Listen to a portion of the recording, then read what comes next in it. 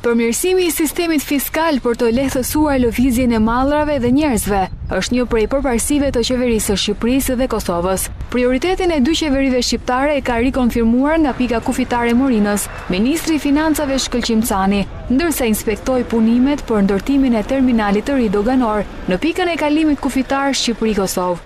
Dy qeverit në takimet e tyre në Prizren dhe në Tiranë kanë pas objektivat qarta lidhur me çështjet e përbashkëta midis Kosovës dhe Shqipërisë.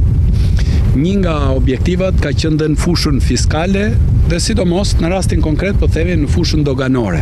Qëllimi final është që të kemi një dogan e trajtuar nga të dy palët, kuptohet.